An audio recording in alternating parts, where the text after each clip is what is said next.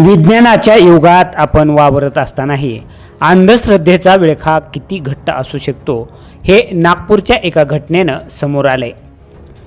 Electronics and टेलिकम्युनिकेशनमध्ये engineer असलेल्या 28 वर्षाच्या उच्च शिक्षित रिया गंधेवार या तरुणीचा दुर्दैवी अंत झालाय।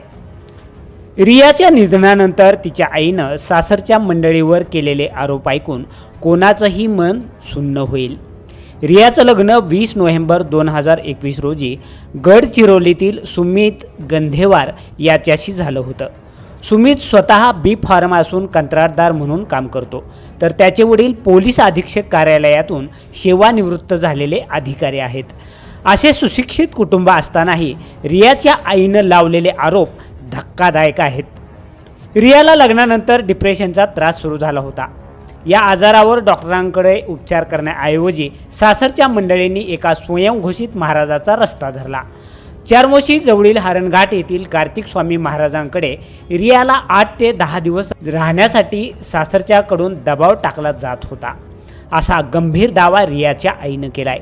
अंधश्रद्धेचा हा प्रकार केवळ इथपर्यंतच थांबला नाही। रियाच्या आईनं दिलेल्या माहितीनुसार रियाच्या जेवणाच्या ताटात चोरून या महाराजांची विभूती टाकली जात असे।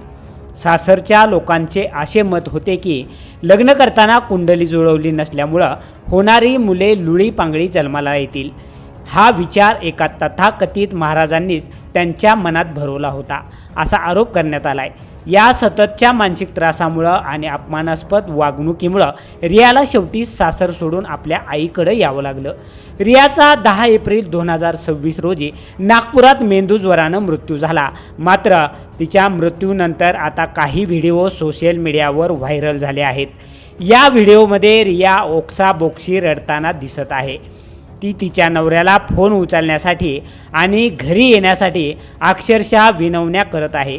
एक सुशिक्षित इंजिनियर मुलगी आपल्या पतीच्या प्रेमासाठी आणि संसारासाठी इतकी हतबल कशी झाली, हा प्रश्न हे व्हिडिओ पाहणाऱ्या प्रत्येकाला पडत आहेत। सासरच्यांनी तिला हरणघाटच्या मंदिरात नेऊन सोडण्याची पूर्ण तयारी केली होती, असा आरोप तिची आई माधुरी पोतवार यांनी केलाय।